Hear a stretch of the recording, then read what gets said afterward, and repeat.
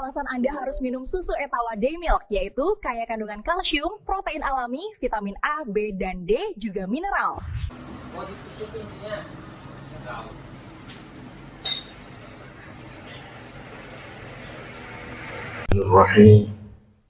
Assalamualaikum warahmatullahi wabarakatuh. Alhamdulillahi rabbil alamin, wal 'aqibatu lil muttaqin, wal 'udwana illa 'alal zalimin. Wassalatu wassalamu ala sayyidina Muhammadin thahal amin wa ala ikhwanihi an-nabiyyin wal mursalin wa man tabi'ahum bi ihsanin ila yaumiddin. Allahumma la sahla illa ma ja'altahu sahla wa anta ya hayyu ya qayyum taj'alul hazna idza shi'ta sahla. Allahumma 'allimna ma yanfa'una wanfa'na bima 'allamtana wa zidna 'ilma wa na'udzu bika min hali ahli an-nar. Amma ba'd. Alhamdulillah, puji syukur kita kepada Allah Subhanahu wa ta'ala atas segala rahmah, nikmat, karunia yang Allah berikan kepada kita semuanya, terutama nikmat iman, nikmat Islam, nikmat sehat wal afiyah, nikmat bisa melaksanakan aktivitas kita sehari-hari, nikmat masih diberikan oleh Allah Ta'ala keinginan untuk belajar ilmu agama. Karena Rasulullah Sallallahu Alaihi Wasallam bersabda, "Man yuridillahu bihi khairan yufaqihu fiddin." Barang siapa yang dikehendaki oleh Allah Ta'ala kebaikan, maka Allah mudahkan baginya untuk belajar ilmu agama.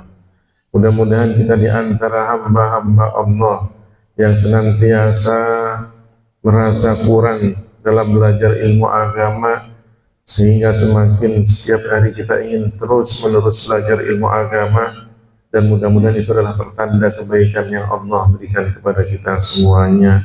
Amin ya rabbal alamin.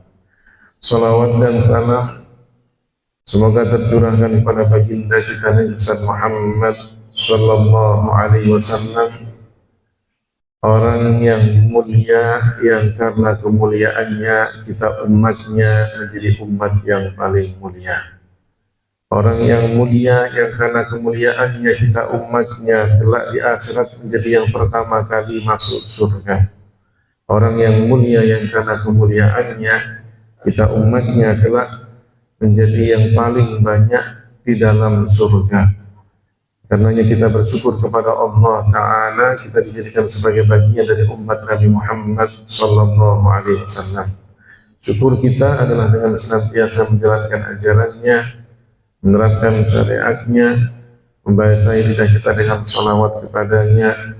Harapan kita semuanya kelak kita mendapatkan syafaatul uzma, syafaat yang agung dari baginda kita Nabi Muhammad Sallallahu Alaihi Wasallam. Para jamaah, bapak-bapak, ibu-ibu yang dimuliakan oleh Allah Subhanahu wa ta'ala, mari kita sama-sama niatkan i'tikaf selama kita berada di dalam masjid, dan kita niatkan ikhlas karena Allah Ta'ala dalam belajar kajian ilmu agama ini. Insya Allah tema kita adalah tentang Al-Quran sebagai pedoman hidup dan pembawa rahmat bagi orang-orang yang beriman. Sebagaimana kita ketahui bahwa para nabi diberikan oleh Allah Ta'ala mukjizat. Mukjizat itu adalah sesuatu yang luar biasa yang muncul dari seseorang yang mengaku dirinya nabi, dan kemudian mukjizat ini sesuai dengan pengakuannya, serta tidak ada yang bisa menandinginya. Itu namanya mukjizat. Mukjizat adalah sesuatu yang luar biasa. Berarti sesuatu itu luar biasa, bukan sesuatu yang biasa-biasa. Di luar kebiasaan. muncul dari seseorang yang mengaku dirinya nabi. Memang orang yang keluar mukjizat darinya itu dia mengatakan, saya adalah nabi, saya adalah utusan Allah. Maka terkadang umatnya meminta dia untuk mengeluarkan bukti. Bukti inilah yang dikatakan mukjizat. Apa buktinya? Kalau Anda adalah seorang nabi, apa buktinya kalau Anda ini adalah utusan Allah Ta'ala? Maka kemudian apa? Allah berikan mukjizat.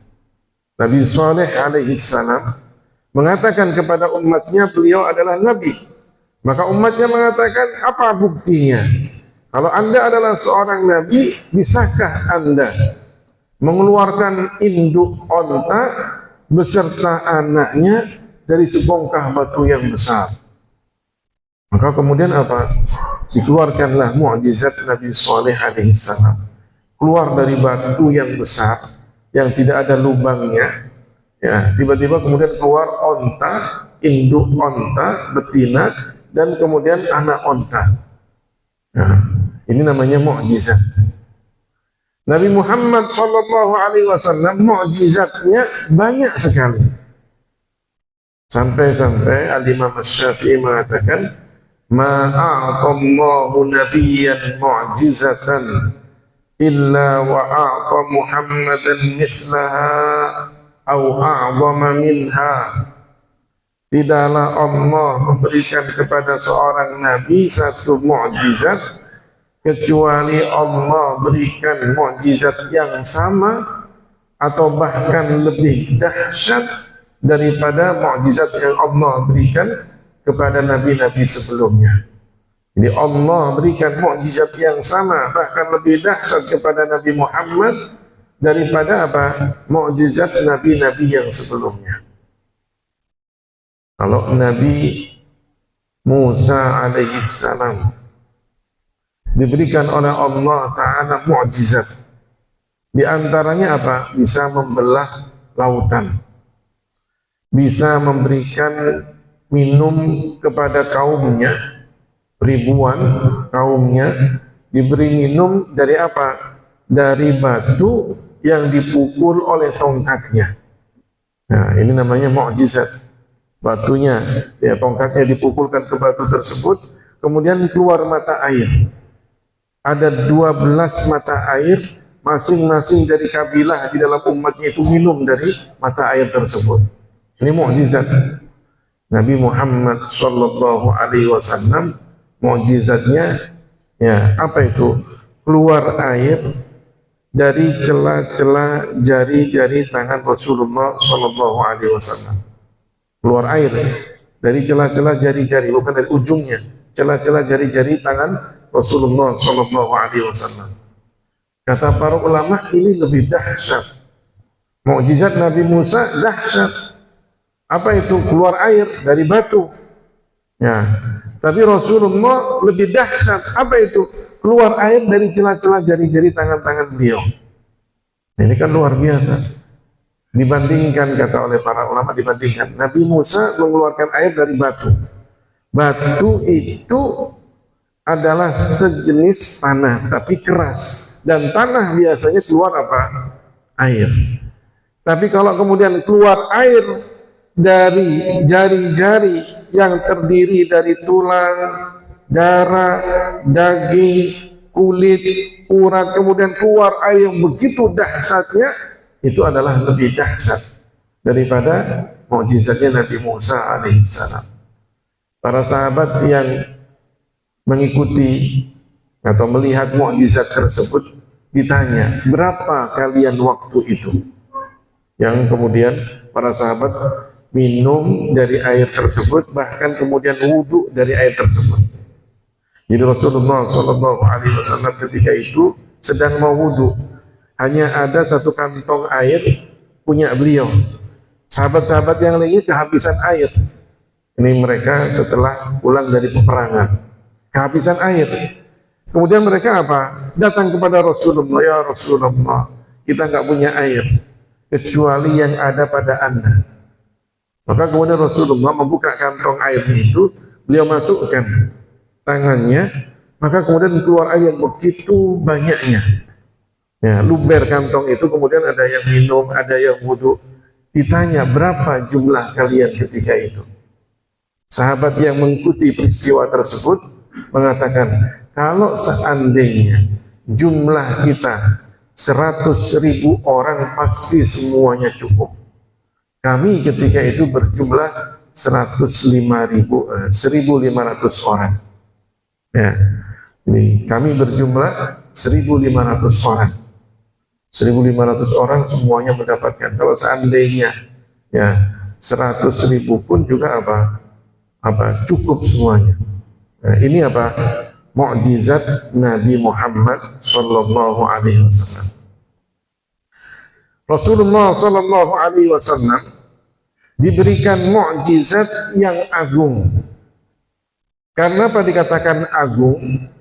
Karena setiap mukjizat itu akan hilang bersama meninggalnya Nabi yang membawa mukjizat tersebut. Ya, jadi Nabi diberikan mukjizat. Katakan Nabi Musa diberikan tongkat. Tongkatnya Nabi Musa sudah tidak ada lagi ceritanya setelah meninggalnya Nabi Musa. Nabi Sulaiman diberikan mukjizat bisa terbang. Dia bawa permadani, digelar permadaninya, dia berada di atasnya bersama para pasukannya, bahkan dengan perlengkapannya, itu kemudian permadaninya bisa terbang. Dibawa angin kemana saja. Tapi mukjizat itu kemudian sudah tidak ada lagi. Ya, dengan apa? Meninggalnya Nabi Sulaiman alaihissalam. Tapi Allah berikan kepada Nabi Muhammad sallallahu alaihi wasallam mukjizat yang meskipun Rasulullah sudah meninggal dunia, mukjizat ini tetap ada sampai sekarang. Dijaga oleh Allah Subhanahu wa ta'ala. Inna nahnu nazzalna al-Qur'an wa inna lahu lahafizun. Allah Ta'ala yang menurunkan Al-Quran dan Allah Ta'ala yang menjaganya. Jadi Allah Ta'ala menjaga Al-Quran ini. Sehingga apa? Mukjizat Al-Quran ini adalah mukjizat yang terbesar. Kita bisa bayangkan dari 1400 tahun yang lalu, lebih dari 1400 tahun, Rasulullah SAW diberikan mukjizat Al-Quran ini. Dari waktu itu sampai sekarang, orang-orang yang menghafal Al-Quran tidak bisa dihitung, saking banyaknya. Ya, orang-orang yang lebih tua daripada kita yang hafal Al-Quran banyak sekali. Orang-orang yang seumuran kita yang hafal Al-Quran banyak sekali. Orang-orang yang lebih muda daripada kita yang hafal Al-Quran juga banyak sekali. Bahkan anak-anak kecil yang hafal Al-Quran banyak sekali. Subhanallah, Allah Ta'ala ya menjaga Al-Quran ini. Inna nahnu nazzalna dzikra wa inna lahu lahafidun. Ayatnya begitu ya. Inna nahnu nazzalna dzikra wa inna lahu lahafidun. Dan kami, kata Allah, yang menurunkan Al-Quran dan kamilah yang menjaganya. Mulai dari waktu itu sampai sekarang yang hafal Al-Quran tidak terhitung. Kenapa? Karena benar-benar Allah Ta'ala ingin menjaganya. Sehingga kalau ada orang ingin kemudian merubah Al-Quran, dirubah satu huruf saja, ketahuan. Ditambah satu huruf saja, ketahuan. Dikurangi satu huruf saja, juga ketahuan. Ini saking apa? Benar-benar dijaga oleh Allah Ta'ala Al-Quran ini. Makanya kemudian Al-Quran itu diberikan oleh Allah Ta'ala keutamaan. Tidak sembarangan membawa Al-Quran. Dalam keadaan tidak suci tidak boleh bawa Al-Quran. Dalam keadaan berhadas tidak boleh kemudian membaca Al-Quran dengan lisannya berhadas. Ya. Kalau kemudian membaca dalam hatinya boleh, tapi kalau membaca dengan lisannya tidak boleh. Memegang Al-Quran tanpa wudhu juga tidak boleh. Ini kenapa? Karena Al-Quran dimuliakan. Bahkan kalau ada orang yang membuang Al-Quran ke tempat kotor, maka bisa menyebabkan orang ini jatuh dalam kekufuran. Al-Quran kemudian dibuang ke tempat kotor, maka itu adalah pelecehan, penghinaan, sampai kata para ulama menyebabkan orang yang melakukannya jatuh dalam kekufuran. Apa yang dikatakan jatuh dalam kekufuran? Keluar dari agama Islam. Karena itu masuk dalam kufur perbuatan. Begitu dimuliakan Al-Quran. Baik Al-Quran seluruhnya ataupun sebagian saja, tidak boleh kemudian seenaknya kita membuangnya. Karena itu apa? Firman Allah Subhanahu wa ta'ala, wahyu Allah Ta'ala kepada Rasulullah Muhammad Sallallahu Alaihi Wasallam. Saya ingin menyampaikan bahwa Al-Quran ini mukjizat yang benar-benar menunjukkan kebenaran dan adanya Allah Subhanahu wa Ta'ala. Kita baca Al-Quran, di dalam Al-Quran mungkin ada yang kita paham maknanya, ada yang tidak kita paham maknanya. Tapi Al-Quran kan menjelaskan bahwa Al-Quran ini adalah pedoman hidup bagi kita manusia, terutama bagi kita umat Islam dan pembawa rahmat bagi umat Islam. Meskipun pada dasarnya Al-Quran bisa membawa rahmat bagi seluruh umat manusia. Allah Subhanahu wa Ta'ala berfirman di dalam Al-Quran surat Yunus ayat 57. Ya ayyuhan nasu qad ja'atkum maw'idatun min rabbikum wa shifaa'un lima fis sudur wa hudaw wa rahmatun lil mu'minin.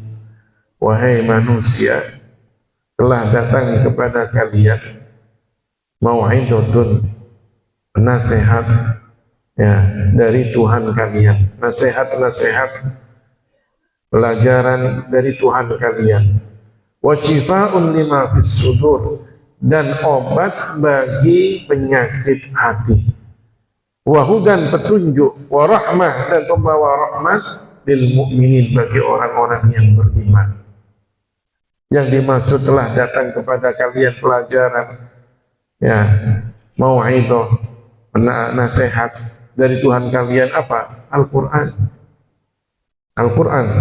Karena Al-Quran ini mengatur kehidupan kita dari yang kecil sampai yang besar, dari yang kita lihat sampai yang tidak kita lihat, dari urusan akidah, agama, sampai urusan kehidupan kita sehari-hari, sampai ilmu pengetahuan yang nalar kita terkadang nggak nyampe.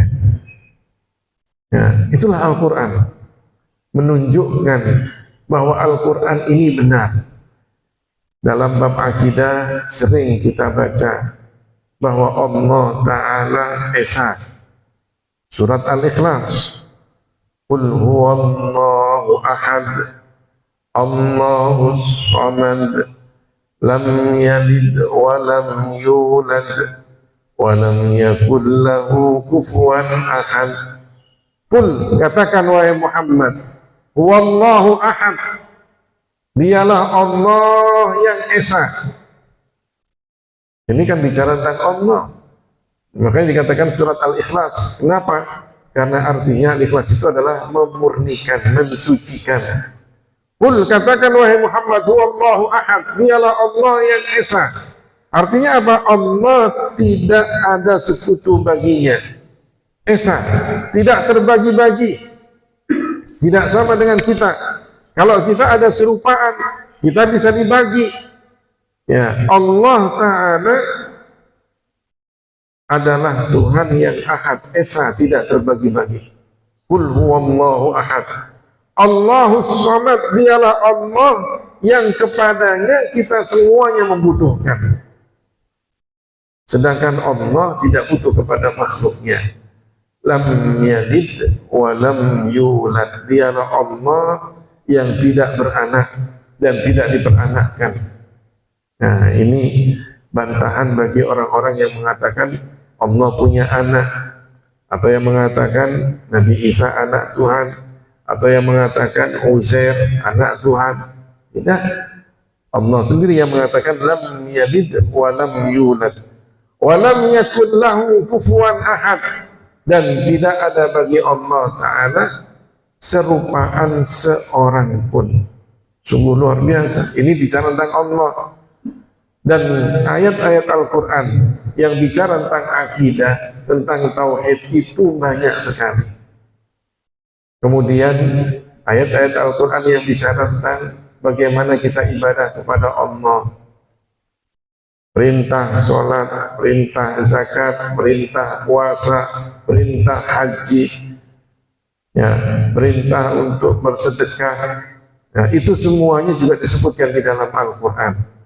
Hukum-hukum halal haram, makanan yang halal, makanan yang haram, hal-hal yang diharamkan, minum-minuman keras, zina, membunuh, itu juga ada di dalam Al-Quran. Perintah untuk melakukan kebaikan, amar ma'ruf, nahi mungkar, itu juga disebutkan dalam Al-Quran. Apa yang menjadi muamalah kita, transaksi setiap hari kita, jual beli, utang piutang, pinjam meminjam, juga secara umum juga disebutkan di dalam Al-Quran. Sampai nasihat-nasihat tentang akhlak juga disebutkan di dalam Al-Quran.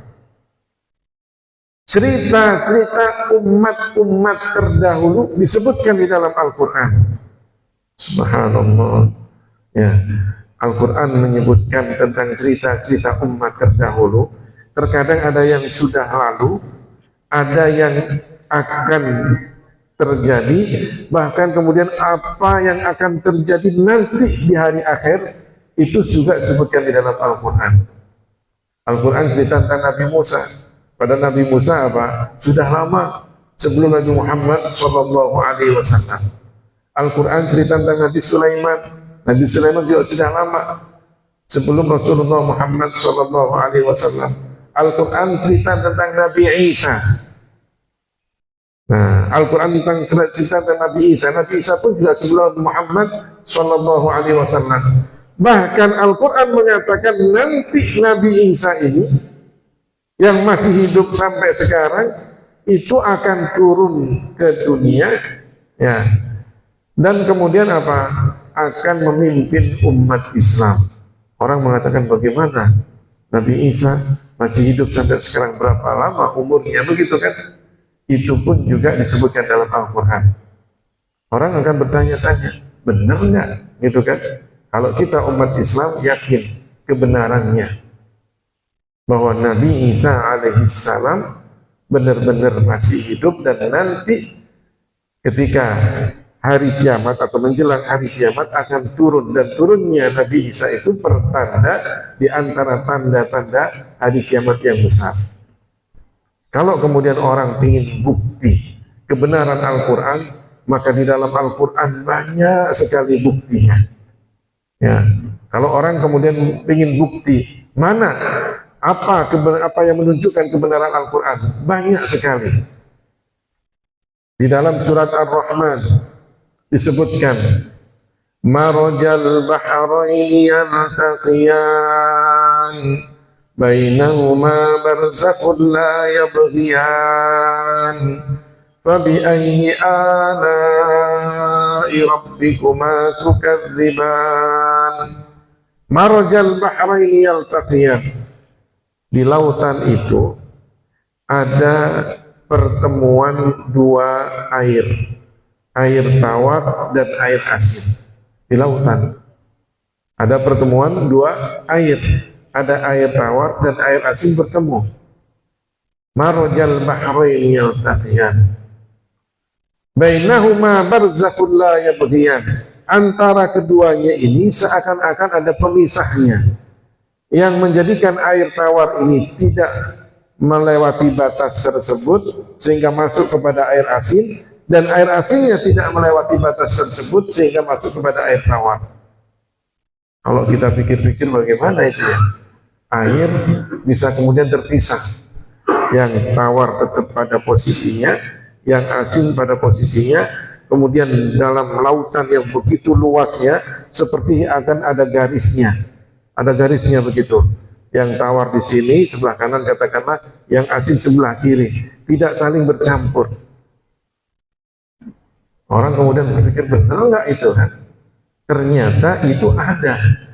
Ya, di beberapa selat di dunia ini ada, di antaranya di selat Gibraltar, selat Jabal Tariq. Ya, Jabal Tariq, Gunung Tariq. Karena di situ dulu ya tempatnya pasukannya ya Tariq bin Ziyad, pasukan umat Islam yang bisa membebaskan Spanyol, Andalusia dan yang lainnya. Ya, di situ di selat tersebut ya, ada selat namanya Jabal Tariq. Ada apa? Pertemuan dua mata air, atau bukan pertemuan dua mata air, pertemuan dua air tawar dan air asin. Rasulullah Shallallahu Alaihi Wasallam ya bukan kemudian setiap hari menjadi pelayar kemudian sampai mengetahui ada apa pertemuan air itu kan, tidak kan? Tapi Rasulullah mendapatkan wahyu dari Allah Ta'ala, menyebutkan di dalam wahyunya ada pertemuan air ini dan keduanya tidak saling melewati batasnya. Menunjukkan kebenaran Al-Quran. Nah, dalam hal kesehatan, Allah Subhanahu wa Ta'ala menyebutkan, dan itu di antara ayat-ayat yang pertama kali Allah sampaikan kepada Nabi Muhammad Sallallahu Alaihi Wasallam. Ya, dalam hal proses penciptaan anak, Allah Ta'ala berfirman, Iqra bismi rabbikal ladzi khalaq, khalaqal insana min 'alaq. Iqra wa rabbukal akram, alladzi 'allama bil qalam, 'allamal insana ma lam ya'lam.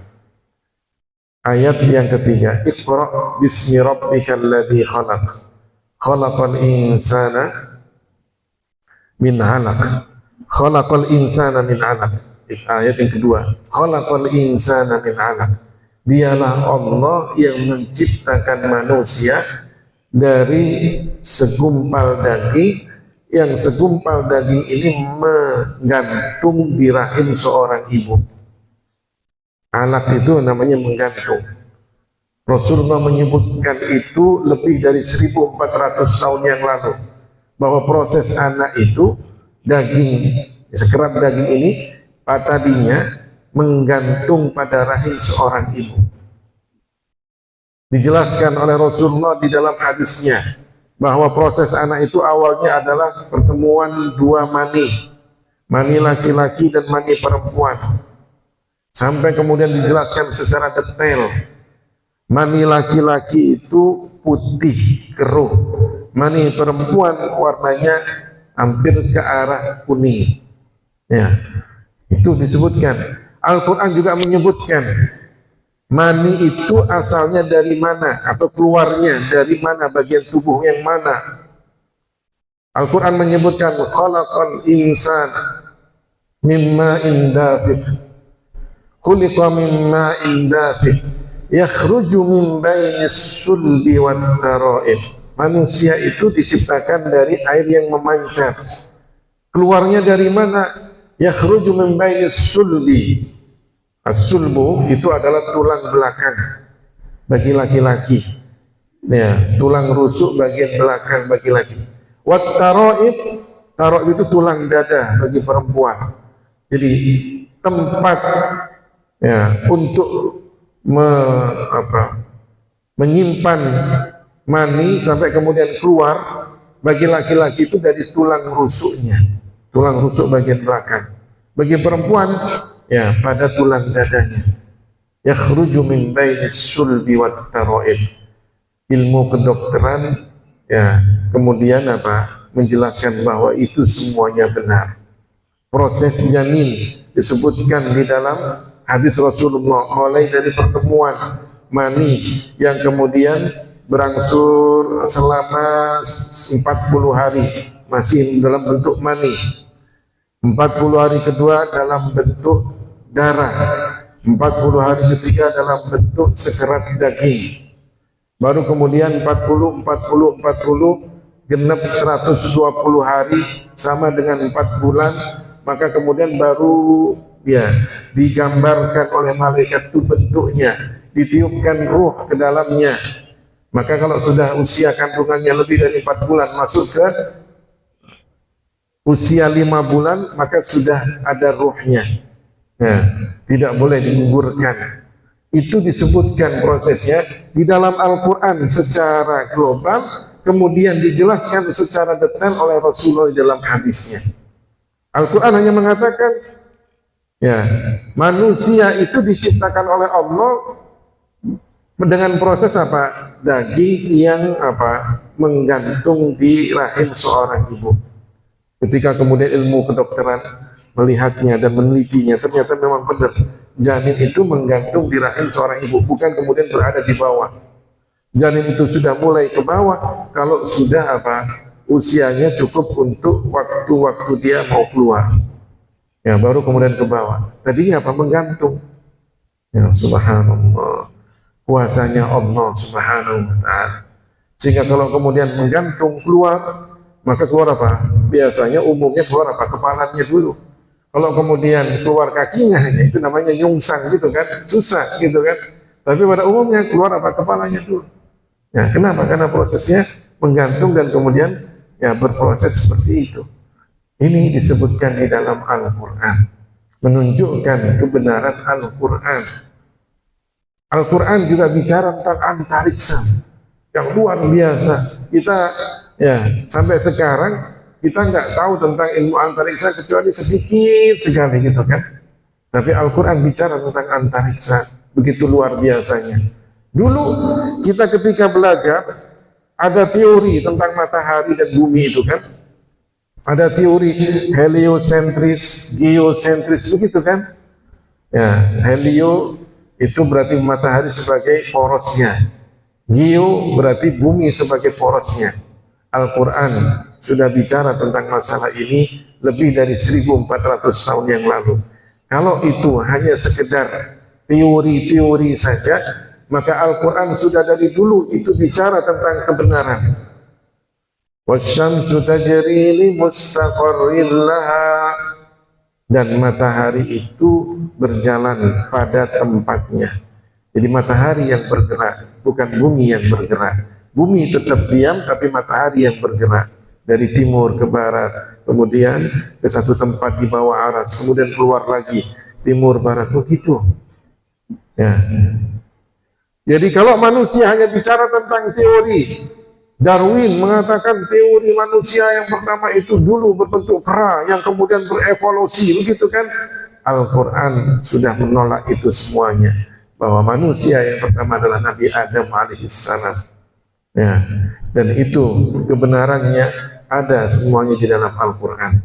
Jadi Al-Quran ini adalah pedoman hidup kita. Kalau kemudian kita ingin selamat, maka jadikanlah Al-Quran sebagai tuntunan ya, dan ajaran yang harus kita pakai dalam kehidupan kita sehari-hari. Orang ingin ibadah kepada Allah, maka ada di dalam Al-Quran. Orang ingin bermuamalah dengan sesama manusia, baik itu yang muslim ataupun yang non-muslim, ada di dalam Al-Quran. Orang ingin makan makanan yang sehat, yang halal, ada di dalam Al-Quran. Orang ingin mendidik anaknya dengan pendidikan yang baik, ada di dalam Al-Quran. Surat Luqman itu berbicara tentang bagaimana kita mendidik anak-anak kita. Apa yang pertama kali harus kita lakukan, ada di dalam Al-Quran. Orang ingin menggauli istrinya, keluarganya dengan baik, ada di dalam Al-Quran. Orang ingin selamat dunia, ada di dalam Al-Quran. Dan orang ingin selamat di akhirat pun juga ada di dalam Al-Quran. Makanya ini mukjizat yang luar biasa yang Allah turunkan kepada Nabi Muhammad sallallahu alaihi wasallam. Al-Quran disebutkan syifa'un lima fis sudur, obat bagi hati. Jadi kalau kemudian kita sakit, maka obat hati kita adalah Al-Quran.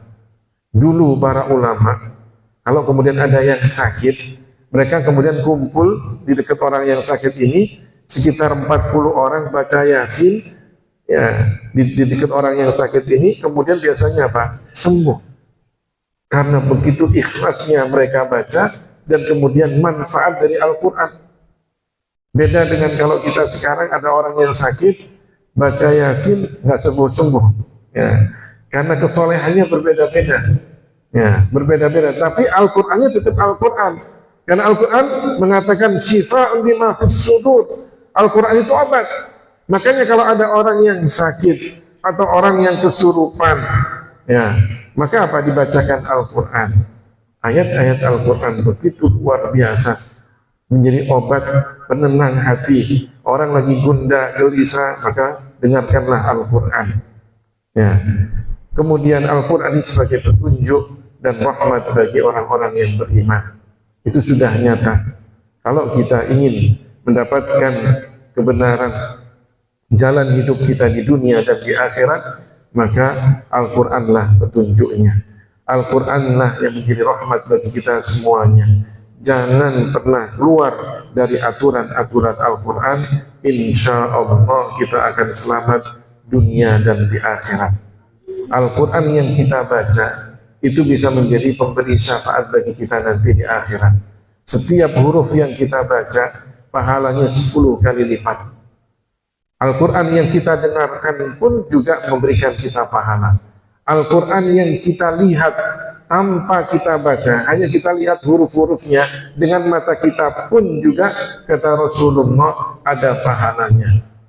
Makanya luar biasa, membaca dapat pahala, mendengarkan dapat pahala, ya, melihat huruf-hurufnya pun juga dapat pahala. Itulah Al-Quran. Karenanya mudah-mudahan kita berharap kepada Allah Subhanahu wa Ta'ala, Allah berikan kepada kita anugerah untuk senantiasa bisa membaca Al-Quran, atau belajar membaca Al-Quran, atau mendengarkan Al-Quran, atau kemudian kita diberikan oleh Allah Ta'ala anugerah untuk senantiasa bisa melihat dan memandang huruf-huruf Al-Quran, agar Al-Quran yang kita jadikan sebagai pedoman hidup kita bisa memberikan manfaat dan syafaat bagi kita kelak di akhirat. Amin ya rabbal alamin. Saya kira itu ya yang bisa saya sampaikan. Mungkin di antara jamaah ada yang mau ditanyakan, dipersilakan.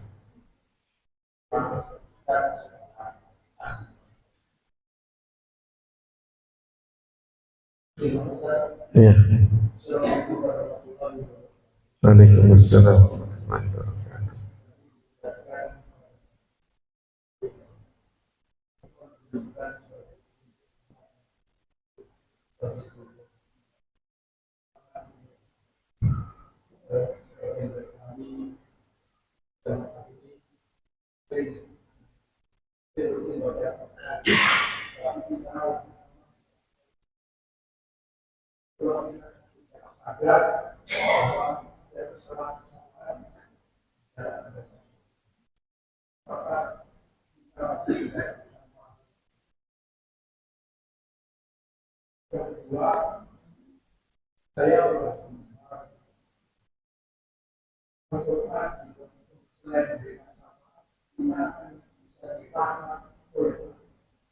Bisa di apa?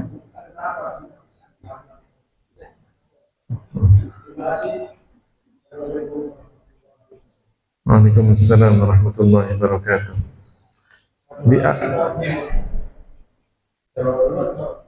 Oh, saya jawab dulu ya. Saya jawab dulu. Jadi Al-Quran, orang ingin belajar Al-Quran atau orang membaca Al-Quran, kemudian di dalam bacaannya ada yang salah, apakah tetap mendapatkan pahala dari bacaannya? Para ulama mengatakan, jika kita memang sudah berusaha untuk belajar baca Al-Quran, tapi kemudian kemampuan kita hanya seperti itu, apalagi kalau belajarnya sudah tua begitu kan. Ya, maka untuk baca Al-Quran dengan benar huruf-hurufnya terkadang susah. Ya, susah. Beda dengan anak-anak kita yang masih kecil gitu kan, masih muda untuk mereka apa? Belajar baca Al-Quran. Bagi kita yang sudah tua susah. Tapi kita terus ingin belajar, meskipun ada salahnya dan kemudian ada kekurangannya, tetap dapat pahala selama kita memang sudah belajar. Berbeda dengan orang yang tidak belajar. Ada sebagian orang baca Al-Quran sendiri, dia lihat terjemahannya bagaimana, dia baca, atau dia lihat tulisan bahasa Indonesianya bagaimana, dia baca. Ini tidak benar. Ya, tidak boleh. Al-Quran itu belajarnya harus dengan talaqi, belajar langsung kepada seorang ustaz, yang ustaznya ini belajar kepada gurunya, gurunya pada gurunya, begitu. Al-Quran itu tidak bisa kemudian kita baca sendiri, belajar sendiri, dengar sendiri, tidak. Al-Quran harus belajar kepada ahlinya, sebagaimana Rasulullah SAW diajarkan oleh malaikat Jibril. Kemudian Rasulullah mengajarkan kepada para sahabatnya. Bahkan Rasulullah mengutus sahabat ini ke beberapa tempat untuk mengajarkan Al-Quran. Kenapa sampai seperti itu? Rasulullah ingin menyebarkan Al-Quran dengan cara apa? Orang belajar kepada orang lain. Dan sampai sekarang, kalau kita ingin belajar Al-Quran, maka baca kepada orang yang sudah pernah belajar Al-Quran, kepada gurunya, sehingga punya sanad. Ya, sanad saya dalam baca Al-Quran kepada guru fulan, atau syekh fulan, atau kiai fulan, atau habib fulan. Begitu sampai sekarang. Makanya di Mesir itu baca Al-Quran itu anak-anak kecil, kemudian setelah selesai khatam diberi sanadnya, gurunya memberikan sanadnya, ya, bahwa dia dulu kepada gurunya, kepada gurunya, sampai kepada Rasulullah SAW. Begitu. Tidak boleh kemudian baca Al-Quran dengan sendirinya. Kalau belajar Al-Quran dengan sendiri dan salah, maka berdosa. Ya, berdosa. Harus belajar Al-Quran kepada ahlinya. Ya, inilah yang dikatakan Al-Quran itu dijaga. Kenapa? Karena kita belajar kepada orang-orang yang sanadnya, silsilah keilmuannya nyambung sampai pada Rasulullah SAW. Dan ini tidak ada pada agama-agama yang lain. Orang Nasrani mengaku dia apa? Punya Injil, bisa memahami Injil, tapi kemudian apa? Dia belajar sendiri. Paling atau ada apa? Perkuliahan tentang Bible dan yang lainnya. Ya, tapi tidak ada sanadnya sampai kepada Nabi Isa. Orang Yahudi belajar tentang Taurat pun juga tidak akan ada sanadnya kepada Nabi Musa. Al-Quran dijaga oleh Allah kemuliaannya. Di antaranya apa? Orang yang hafal Al-Quran ini punya apa? Sanad-sanad terus sampai kepada Rasulullah SAW. Makanya itu tadi, kalau belajar dengan sendiri dan salah maka berdosa. Tapi kalau kita sudah berusaha belajar di usia yang senja ini, tapi kemudian salah, dimaafkan. Kata para ulama apa? Dimaafkan. Ya.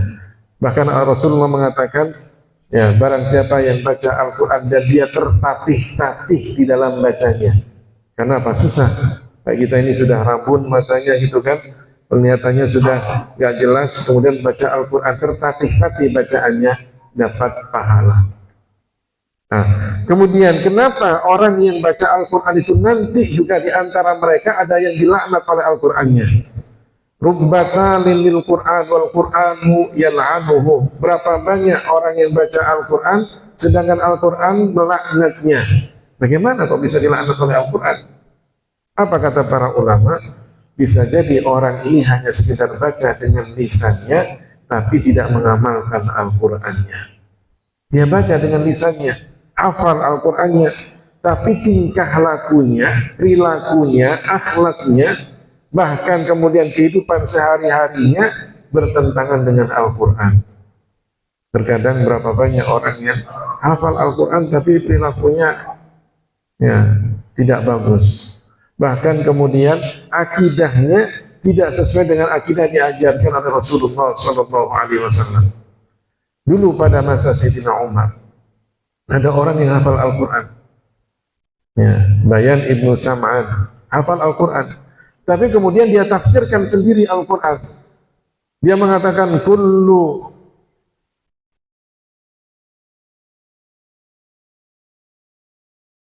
saya lupa.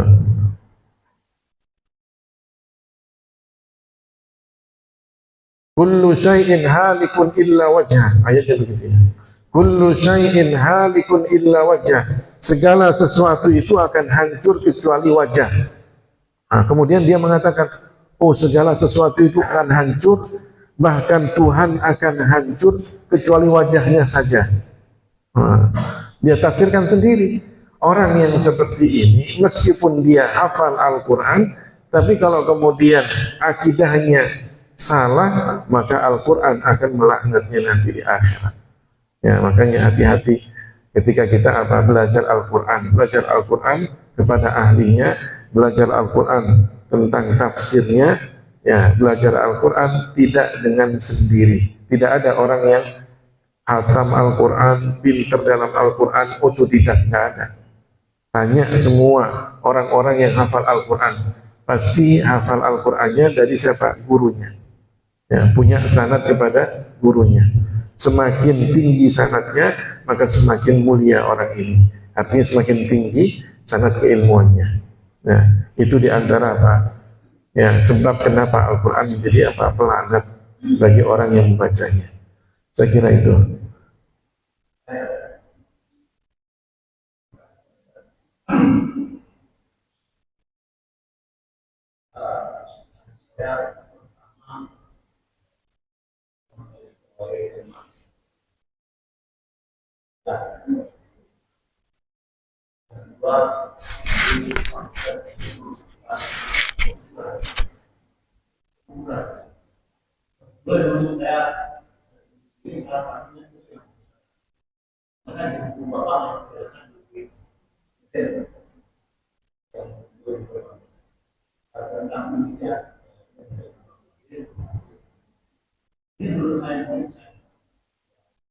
Ciri khas daripada tidak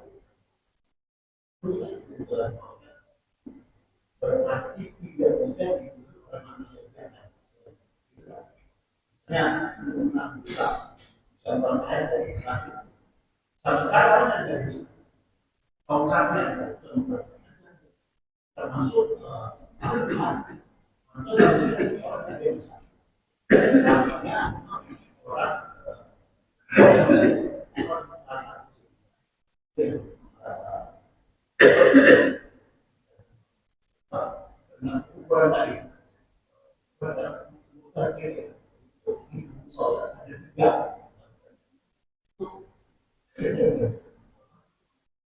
perkataan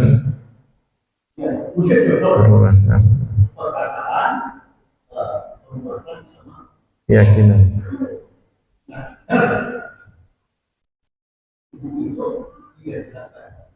Setelah dia keluar, kemudian akan kembali lagi. Ini sanksinya ada orang yang ada sanksinya dulu.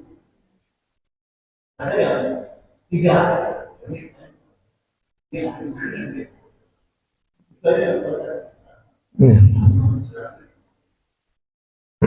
Jadi yang pertama tentang mukjizat. Mukjizat itu diantara maknanya sesuatu yang melemahkan. Maksudnya melemahkan itu apa? Tidak ada yang bisa menandingi. Nah, itu namanya melemahkan. Tidak ada yang bisa menandingi. Mulai dari mukjizat Nabi Musa yang kemudian keluar air dari sebongkah batu, sampai sekarang mana ada orang kemudian memukulkan tongkatnya keluar air. Ya. Itu kan kalau mungkin Aladin itu kan, tapi fiktif itu kan Aladin. Itu kan.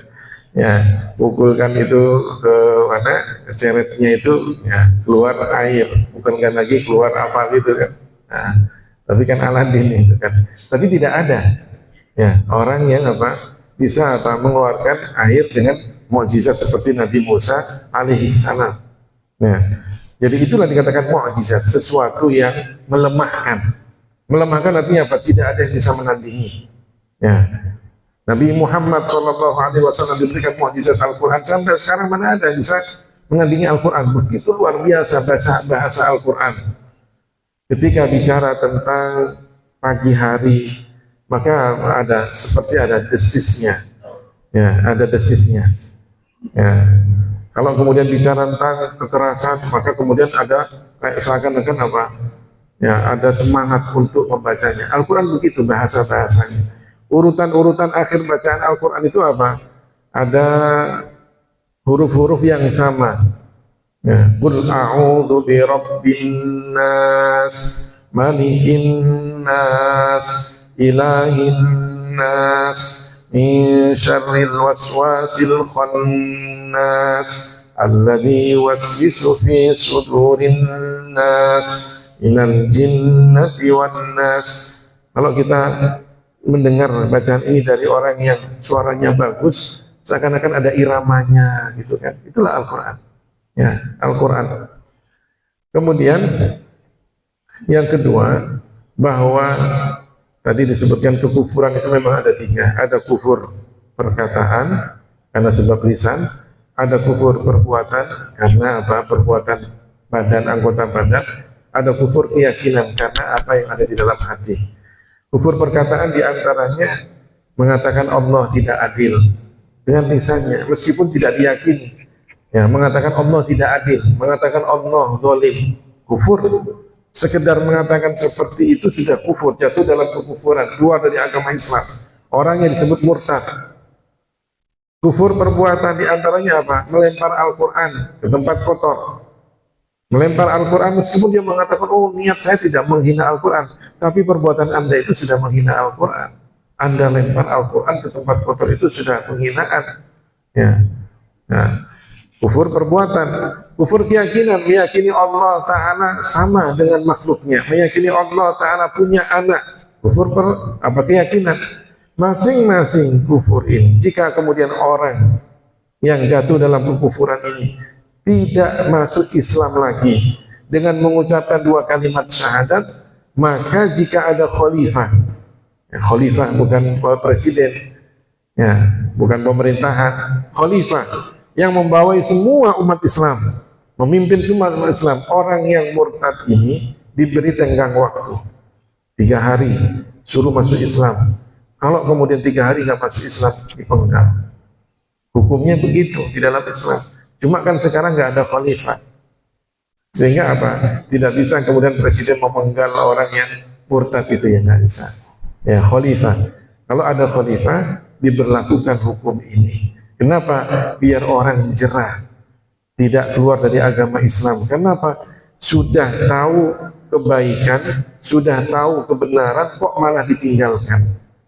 Kita saja ya, kalau kemudian kita sudah arahkan anak-anak didik kita ke jalan yang benar, ya kita nasihatin semuanya. Ada satu yang menyimpang, marah kita kan, sudah tahu jalan yang benar kok malah kemudian menyimpang sehingga tersesat dia, begitu kan? Agama Islam ini yang telah menunjukkan kita kebenaran. Kalau kita tahu agama ini adalah agama yang benar, maka jangan pernah kita tinggalkan agama ini. Hukuman orang yang keluar dari agama Islam bukan hanya kemudian apa? Kalau seandainya tidak masuk Islam dibunuh saja, tapi masih banyak lagi hukuman-hukuman akibat itu, masih banyak lagi. Orang yang murtad tidak sah nikahnya dengan siapapun, berarti dia bisa nikah dengan umat Islam, tidak sah nikah dengan orang Nasrani, Yahudi, bahkan sesama murtad pun juga tidak sah nikahnya. Orang yang murtad tidak sah sesembelihannya. Orang yang murtad tidak mewarisi keluarganya. Hartanya pun kalau dia yang mati, ya tidak diwariskan kepada keluarganya. Ini kalau orang murtad, akibatnya banyak sekali. Makanya hati-hati. Belum lagi kalau orang murtad itu semua amal kebaikannya, pahalanya hilang. Seandainya dia kembali lagi ke dalam agama Islam, mengucapkan 2 kalimat syahadat, maka mulai dari awal lagi. Nah, makanya kenci kan kekufuran itu. Karenanya hendaknya kita belajar ilmu agama, biar kemudian kita tahu mana yang menyebabkan ya orang itu keluar dari agama Islam. Itu diantaranya hukuman bagi orang-orang yang murtad. Saya kira cukup ya. Oh, ada yang bertanya Ibu? Satu, oh mohon maaf. Ada satu, silakan Ibu. Waalaikumsalam.